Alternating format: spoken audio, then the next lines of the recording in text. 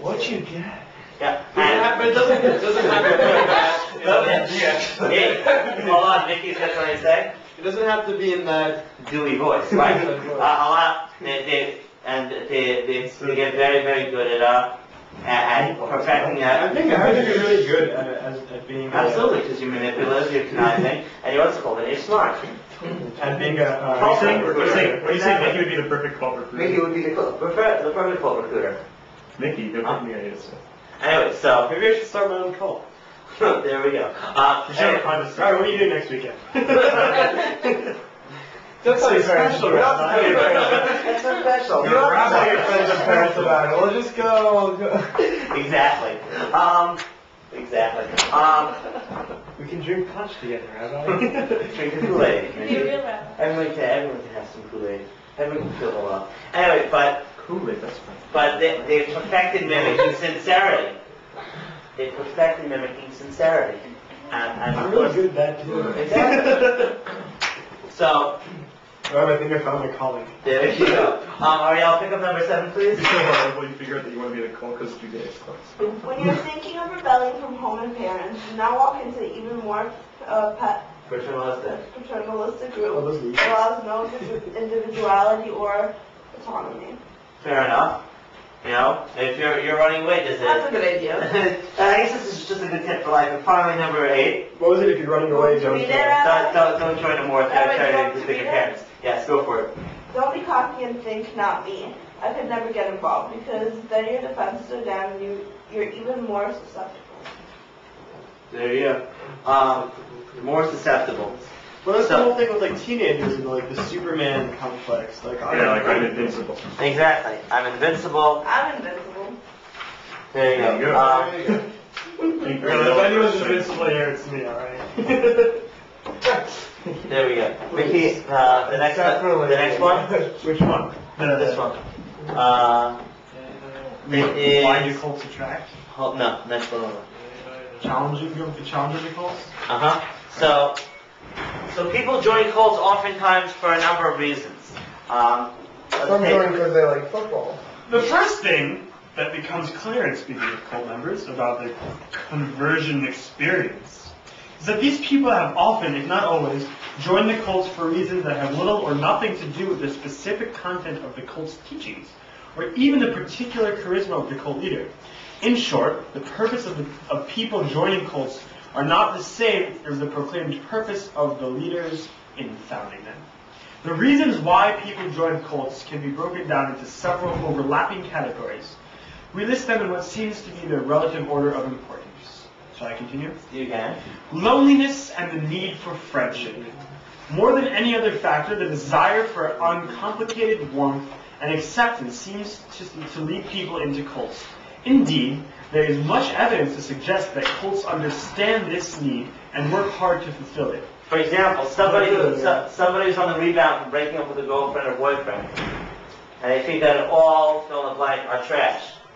And they think that nobody really understands them, that one person, now it's over, you know, and they meet one of these people, one of those Mickeys out there, who's ready with their disarming sincerity and their charm. I want to be your friend. And say, come, I'll bring you to a whole bunch of people who think like me, who are like me, and there's free food together. Look at me. Exactly. It's like a free brunch. Exactly. It's a free bunch and a discussion of self-empowerment. A desire for a transcendent experience. Jeff Obler suggests that there is a growing disillusionment with reason and science as vehicles to solve all of our problems. And he is undoubtedly right.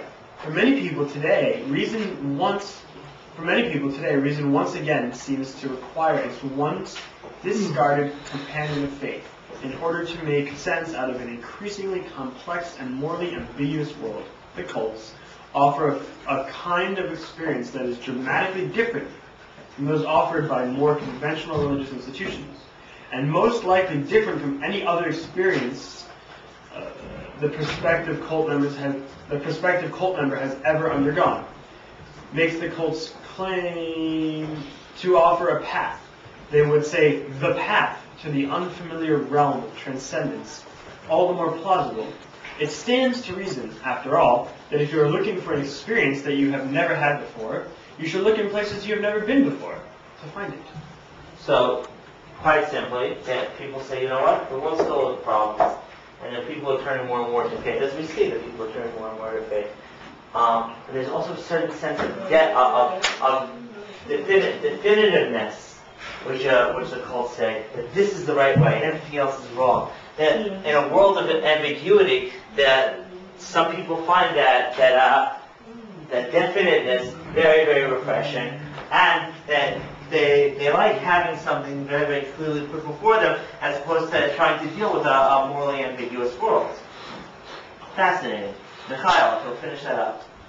A need for moral authority. Middle-class parents often seek to over-shelter and over-protect their offspring. They want to give their children things they themselves were denied in order to make them happy. In such circumstances, young people often build up dependencies on their parents, of which they are not aware until, at the end of adolescence, they are suddenly expected to take charge of their lives and become independent individuals. It is not surprising that many young people find this sudden assumption of responsibility burdensome and confusing, especially in today's world. This is where the cults come in. Like a moral McDonald's, they offer lifestyles that are prepackaged and highly structured, Moral McDonald's. with very limited choices and very specific demands for such a security blanket. For some, such a security blanket is most inviting. I'll take the mixed salvation, please. The mixed peace of mind. Or maybe I'll have the quarter pounder of what's it called, a resurrection of the dead. It's terrible. It's hard, but so again, so that idea of feeling awash with all these options and not knowing what to do and overcome, and not really a place. That's where the cults move in. Understand that the high time for cult recruiting season, high time is in the fall when the freshmen first come up, and during final time.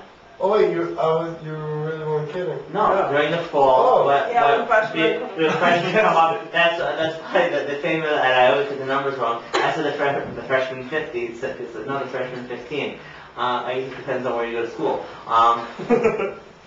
So whatever it is, people gain a lot of weight in the first semester in college. This is for a number of reasons. One of which because they don't necessarily have good eating habits to begin with, and their metabolisms are starting to slow down because they're getting old. Also, people resort to But also food when they exactly as a comfort, as a coping mechanism, and they feel very, very alone. You're with all these new people who you don't really know if they like you for sure. You're gonna be cold.